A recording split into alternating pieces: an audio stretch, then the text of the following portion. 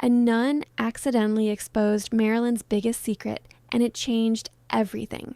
While the world mourned a movie star, a small group of lawyers discovered a 12-word note that proved Marilyn Monroe led a double life in the slums of LA. This simple scrap of paper didn't just protect a secret. It revealed a miracle that Hollywood has tried to keep hidden for over 60 years. The world remembers her final night in Brentwood through the lens of tragic loss, but they missed the quiet, powerful miracle she performed in a stone church basement just hours before the end.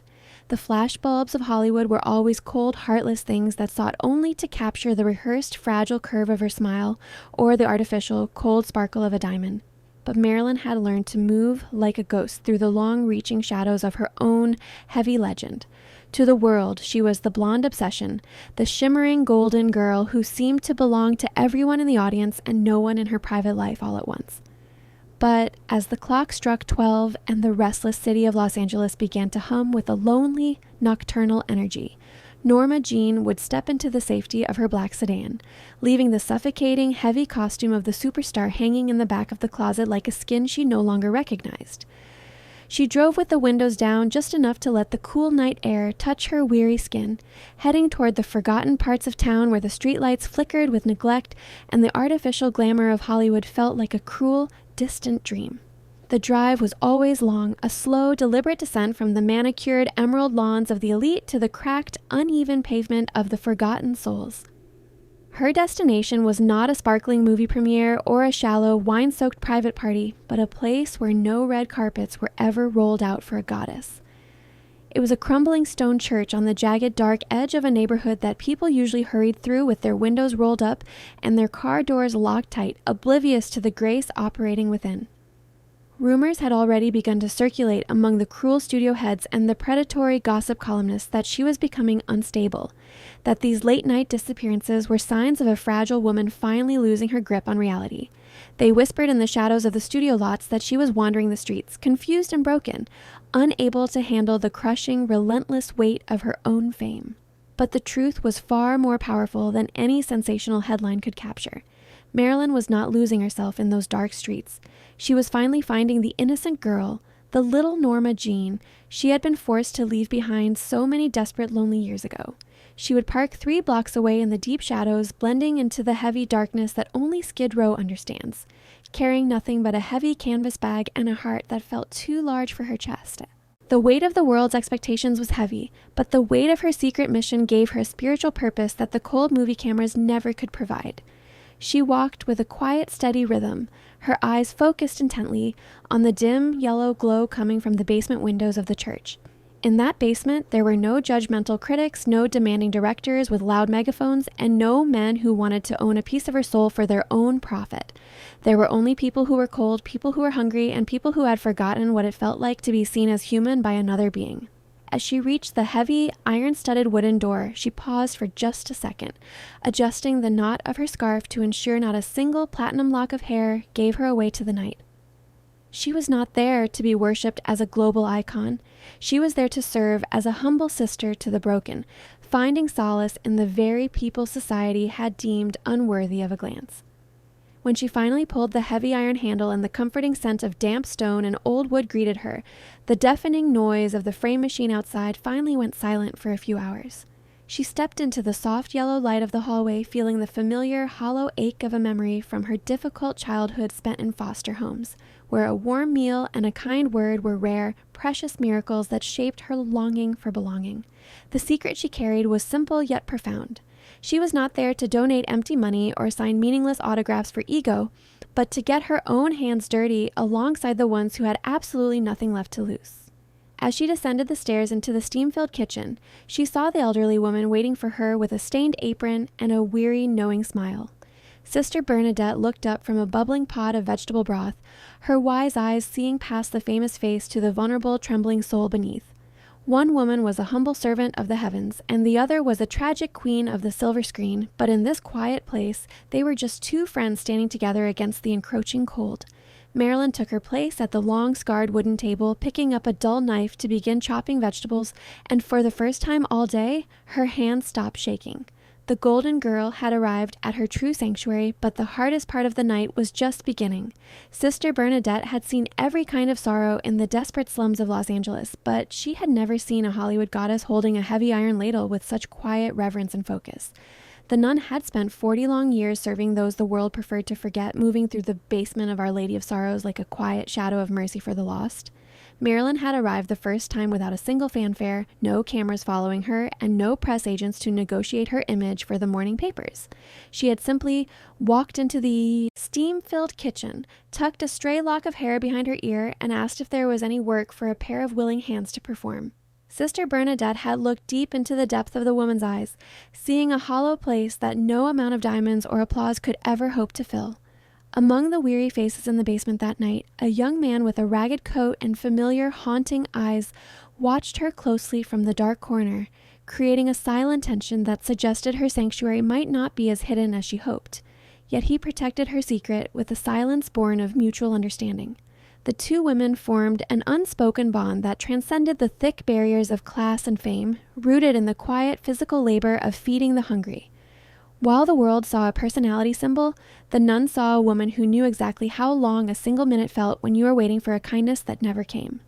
Marilyn refused the comfortable chair Sister Bernadette offered, insisting on standing for 5 straight hours as they prepared the massive pots of vegetable stew. She didn't want to simply write a check and disappear back to the safety of her mansion. She wanted to feel the real heat of the stove on her face and the heavy weight of the ceramic bowls in her calloused hands.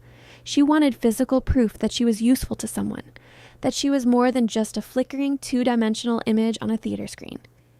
As they worked, the smell of sharp onions and earthy cabbage filled the humid room, a sensory anchor that pulled Marilyn away from the cloying perfumes and expensive champagne of the movie studio.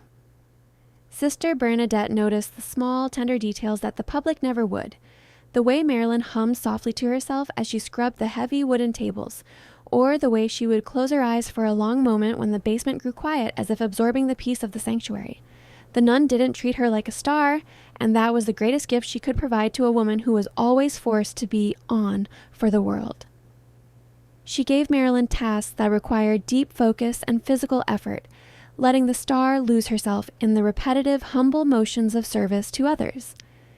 There was a profound beauty in the contrast. The woman who was the most desired face in America, wearing a stained apron and heavy work boots, pouring her entire soul into a ladle for men who didn't even know her real name. Sister Bernadette realized that Marilyn wasn't just feeding the poor. She was finding the true pulse of the human being underneath the paint, healing the girl inside while nourishing the broken men outside. By the time the first few men began to trickle into the basement for their midnight meal, the atmosphere had shifted into a state of quiet, focused grace. Marilyn moved with a graceful humility, her presence bringing a strange, soft light to the dim, dusty room. She didn't stand safely in the back behind a counter. She stood at the very front of the line, meeting the gaze of every single person who approached her. The secret was safe within these stone walls, protected by the nun's fierce, protective devotion to her volunteer. But as the young man with the haunting eyes stepped up to the counter, Marilyn felt a sudden jolt of recognition that threatened to break her hard-won composure. The boy looked up, his face thin and gaunt from months of struggle on the cold streets, and for a second, the heavy spoon in Marilyn's hand trembled as she looked into a mirror of her own forgotten, impoverished past, realizing he was the same age she was when her mother was taken away. If you believe Marilyn's heart was bigger than her fame, subscribe to join our family as we continue this journey of the spirit and uncover the hidden truths of the past that have been buried under the lights of fame. To the men on the breadline, she was not the radiant star of the 7-year itch. She was just Norma, the girl who knew exactly how it felt to have a hollow stomach and a heavy heart at night. She moved among the long wooden tables with an ease that suggested she was returning to her own roots. While the world watched her on high-definition screens, mesmerized by her laughter, the people in this basement saw the woman who knew the lonely, hollow sound of a foster home hallway at 3 a.m. Marilyn did not hide behind her celebrity. She discarded it like a heavy, unnecessary coat the moment she stepped onto the linoleum floor. She took her place in a simple wooden crate next to a homeless veteran whose hands were mapped with the deep scars of a life spent in the shadows of the city. He didn't see the platinum hair or the famous pout. He saw a pair of eyes that truly looked back at him, acknowledging his existence in a city that had decided he was invisible long ago. Norma Jean understood that the most painful part of poverty was not the lack of bread, but the utter lack of dignity that stripped a soul bare. She remembered the terrifying nights of her childhood when she was moved from one strange family to another, just a small girl with a tiny cardboard suitcase and a hope that never came true. She knew that look of hunger, the kind that lingers in the soul long after the belly is full of soup. As she sat eating her own bowl of vegetable stew, she listened to the veteran talk about his time in the service and the family he had lost touch with many years ago. She didn't offer empty platitudes or rehearsed sympathy. She simply offered her focused attention, letting him speak without the fear of judgment. For 30 minutes, this man was not a transient, and she was not a global icon. They were just two people sharing a warm meal under the soft yellow light of a church basement, equal in their basic human need to be heard and held in thought. The main focus of her nights at the kitchen was this exchange of stories, a currency she found more valuable than any multi-million-dollar film contract. She would lean in close, her chin resting on her hand, completely captivated by the lived experiences of those around her. She found that the men on the breadline had a clarity that her Hollywood associates lacked. They spoke of life with a raw honesty that nourished her starving spirit. In these moments, she was building a fortress around her true self, protecting the part of her that still belonged to the frightened girl from the orphanage. She was learning that the more she gave of her limited time and her compassion, the more she felt herself becoming whole again, safely away from the fracturing, artificial pressure of the cruel studio system that demanded she be anything but human. The physical labor of the kitchen was a form of meditation for her, a way to ground herself when the chaotic winds of fame blew too hard against her home. She washed the heavy ceramic bowls until her skin was puckered and raw from the hot soap, stubbornly refusing to let Sister Bernadette intervene.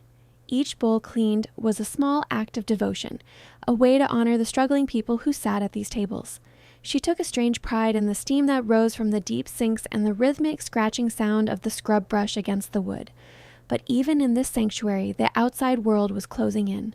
She noticed a sudden flicker of light from a high basement window, a quick, sharp flash of a camera lens that didn't look like a car backfiring, but felt like the intrusion of the predatory press she had been fearing all night long, signaling that the fortress was no longer impenetrable.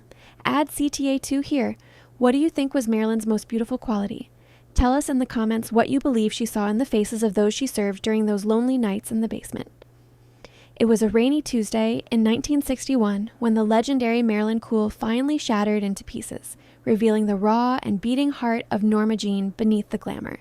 The storm outside hammered relentlessly against the thin basement windows of the church, a gray curtain that seemed to isolate the sanctuary from the glitz of the nearby boulevards. Marilyn was busy wiping down the long communal tables when the heavy door at the top of the stairs creaked open, admitting a gust of wet air and a tiny shivering figure. A young girl, no older than 10, stood on the landing, her hair matted to her forehead and her oversized coat dripping onto the cold floor. She looked like a bird with a broken wing, her eyes darting around the room with a primal animal fear that Marilyn recognized instantly. It was the exact expression Marilyn had worn in the hallways of the orphanage when she was the same age, hungry and alone. The room went quiet as the little girl hovered by the entrance, clutching a small, damp paper bag tightly to her chest like a shield. Marilyn didn't hesitate for a second. She didn't call for Sister Bernadette or reach for a towel. She simply dropped her rag and walked toward the girl with a softness that could calm a wild animal in the woods. As she drew closer, she saw the girl's lips were blue from the bitter chill, and her small frame was shaking so violently that her teeth chattered in a rhythmic cadence. Marilyn knelt on the hard floor, reaching out her trembling hands toward the child, her eyes filling with a profound empathy. For a moment, the girl pulled back in terror, but something in Marilyn's gaze, a deep recognition of shared sorrow, made her stay. Marilyn saw the reflection of her own forgotten childhood in those wide brown eyes, the same hunger for a mother's touch that had never truly left her, even as the world watched her every move. Without a word, Marilyn reached up and unknotted the pale blue silk scarf from around her own neck, a soft remnant of her Hollywood life that now served as a bridge between two souls who were told they were not enough. She wrapped it gently around the girl's frozen ears, her fingers brushing against the child's cold, wet cheek. This blue scarf was no longer a fashion accessory. It was a physical thread of warmth, survival, and motherly love. Marilyn guided the child toward the warmth of the stove, sitting her on a wooden stool and pouring a bowl of steaming vegetable broth. The emotion in the room was so thick it felt like the very air was weeping for them. Marilyn stood behind the girl, placing her hands on the child's shoulders, feeling the tiny bones begin to relax as a human contact finally worked its quiet miracle. A moment of pure grace amid a world of performance. The girl looked up, a single tear tracing a path through the grime on her face, and whispered a quiet thank you that barely reached Marilyn's ears but resonated through the entire basement. At that moment, the actress wasn't thinking about her lines or her studio contracts. She was only thinking about the weight of that blue silk scarf against the girl's skin and the terrifying realization that she could not save them all. She squeezed the girl's shoulders one last time, a silent promise made in the dim light of a kitchen that didn't know the meaning of fame. But as Sister Bernadette watched from the dark shadows of the corner, she noticed a change in Marilyn's posture, a hardening of resolve that suggested the actress was planning something far more daring than just a bowl of soup, even as the risk of the hidden press outside grew with every passing hour. Sister Bernadette kept a secret ledger in her small office, but it was not for tracking the church's meager finances. It was for protecting the words Marilyn whispered when the world fell silent. As the gray light of the morning sun began to creep through the floor-level windows, a sense of foreboding settled over their secret meetings. Marilyn would look at the door, her shoulders tensing as the time to return to her star persona arrived. "I think they are starting to watch the house," Marilyn said, her voice dropping to a terrified whisper. "And I don't know how much longer I can keep this basement safe from the prying eyes." She spoke not of the famous men she had loved, but of the pervasive loneliness that felt like a phantom limb, an ache that intensified whenever she had to put the makeup back on. She told the nun that the soup kitchen was the only place in the city where she felt like she was not a character being played by a ghost of a girl. Norma Jean confessed that she felt like a hollow vessel, filled up with the desires and shallow dreams of strangers until there was no room left for her own soul. She looked at Sister Bernadette with a raw vulnerability, admitting that she was terrified of the day the movie lights would go out forever. She felt like a fraud in diamonds, but a woman of substance in a stained kitchen apron. Every bowl of stew she served was a declaration that she still mattered to the real world, a rejection of the image people project upon her. Sister Bernadette saw that Marilyn was not merely a philanthropist, she was a pilgrim, searching for a version of herself that the studio system had tried to strip away through scripts and heavy makeup. The ledger began to fill with Marilyn's observations about the people they served, her deep concern for the old man with the limp, her genuine joy at the young girl who had finally smiled after a week of silence. Marilyn's generosity was not about the money, though she gave that too. It was about the exchange of life and humanity. She told the nun that in the kitchen she could see the truth in people's eyes, a truth that was never present on a movie set or at a hollow Hollywood party. She was building a secret legacy of kindness that acted as a barricade against the superficiality of her professional life. The nun realized that the star was feeding her own spirit by ensuring that others did not go without a meal. As the weeks turned into months, the intimacy between the two women deepened into a maternal bond that Marilyn had searched for her entire life. Sister Bernadette became the keeper of Marilyn's heart, the one person who knew that the most beautiful thing about the actress was her capacity to notice the invisible people of the world. On August 2nd, 1962, Marilyn arrived at the church with a larger donation than usual and a look in her eyes that Sister Bernadette would never forget as long as she lived. She had scrubbed every table until the wood shone and worked in a profound, heavy silence, bracing for a storm that only she could hear coming in the distance. As the clock ticked toward 3 a.m, Marilyn pulled a small, ivory-colored envelope from the pocket of her coat. The weight of this envelope was more than paper. It contained a legal structure that would ensure her secret sanctuary was preserved forever. Her hands trembled violently as she set it on the nun's cluttered desk. She didn't look the nun in the eye as she made her request, her voice thin and fragile like old parchment. She told the sister not to open the ivory-colored letter until the morning it stops raining. A day she seemed to know was coming soon, her tone final and hollow. Marilyn adjusted her headscarf one final time, tucking a stray strand of platinum hair away as if she were putting on a mask for the last time. She looked around the basement, her gaze lingering on the empty sink, and for a split second the star mask slipped, revealing an absolute crushing loneliness. She walked through the kitchen, touching the iron stove as if saying goodbye to a dear old friend. She knelt beside the old veteran, placing her soft hand over his calloused palm one last time. She wasn't an actress playing a part. She was a sister in spirit saying goodbye to her home. She left the sanctuary with a soft, final click of the wooden door, vanishing into the damp Los Angeles night like a beautiful dream. Sister Bernadette stood in the silence, holding the ivory envelope to her chest, the rain starting to tap against the windows like a countdown to the end of an era, feeling the absence even before the girl had reached her car. When the tragic news broke on August 5th, the world mourned a movie star, but the church basement mourned a sister who had carried their burdens on her own small shoulders. The men on the breadline stood in a jagged, silent line out into the alley, their heads bowed low in the rain. They spoke of the girl who knew their names and their painful stories. Sister Bernadette walked through the empty, cold kitchen, touching the iron ladle that still hung exactly where Norma had left it. She retreated to her small office where the ivory envelope staring at her from the desk felt like a living thing with a voice of its own. With a trembling finger, she finally broke the seal. The letter was not a legal document or a list of assets. It was a map of a broken, beautiful soul. "I'm going to a place where I hope they see me the way the people in your kitchen see me," it began, "because they saw me and I saw them, and for a few hours every Thursday I was finally enough for once." The letter explained that this basement kitchen had been her only true home in a world of cardboard cutouts. She wrote about the runaway girl she had wrapped in her blue silk scarf and the nun who had given her the dignity of a job to do. She had realized that her fame was a currency she could use to buy safety for those discarded by a cruel society. As the sun began to set on that first day without her, the men in the basement stood up and began to clean the room themselves without being asked. They scrubbed the tables until they shone as if she were coming back through the door at any moment. Sister Bernadette saw a legacy of love being built in the shadows. But while the poor held on to her memory, the outside world was already beginning to circle the estate like vultures, unaware that the real Marilyn had left her heart in a church basement, protected by a note that the executors would soon discover to their absolute regret. The cold executors did not care about a humble soup kitchen. They only cared about the assets, the jewelry, and the real estate, until they found the deeds that proved Marilyn had been playing a deeper game of chess against them.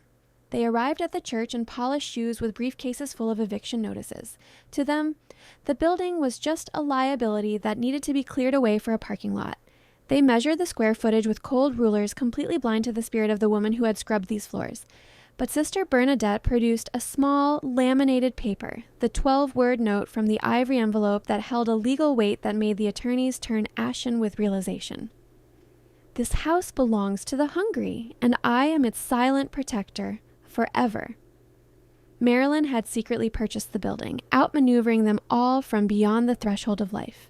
For 40 years, the church remained standing, a mathematical impossibility that refused to be swallowed by greedy local development.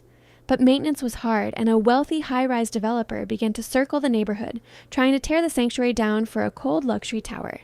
Yet, the anonymous trust replenished itself like a recurring miracle every single year, and the spirit of the mystery woman remained as an unbreakable barricade against the wrecking balls. Inside those walls, the air always smelled of earthy cabbage and profound hope. The lady in the blue scarf had become a folk hero among the residents of Skid Row. They told stories of the woman who had traded her golden life to make sure they had a permanent seat at the table. Men who had not looked a stranger in the eye for years sat at the long wooden tables, feeling the weight of the ceramic bowls she had once washed with her own famous hands. In the late 90s, as a local historian tracked the origin of the trust, he always hit a wall of absolute, calculated silence from the banks. The secret was held in the memory of the nun, now 95 years old and reaching her own end. In her final days, Sister Bernadette called a young reporter, ready to break the silence of 40 years. She held the blue silk headscarf that Marilyn had left behind, its fabric still carrying the lingering scent of a church sanctuary. It was the physical evidence of a miracle that had lasted 4 long decades. The world would always have the films and the fame, but the lady in the blue headscarf remained as a silent protector, trading her temporary fame for an eternal foundation of mercy. She had proven that she was finally home, among the people who did not ask her to be anyone but her true, beautiful self. If Marilyn's secret act of kindness touched your heart today, please leave a like to honor her true legacy and the strength she found in humble service. We share powerful, untold stories like this every week. Hit that subscribe button and ring the bell so you never miss a moment of the history that Hollywood tried to keep from the world. Which part of Marilyn's secret journey surprised you the most? Let us know in the comments below what you believe her legacy truly means to those she saved in the darkness of the city. Thank you for watching and see you in the next video.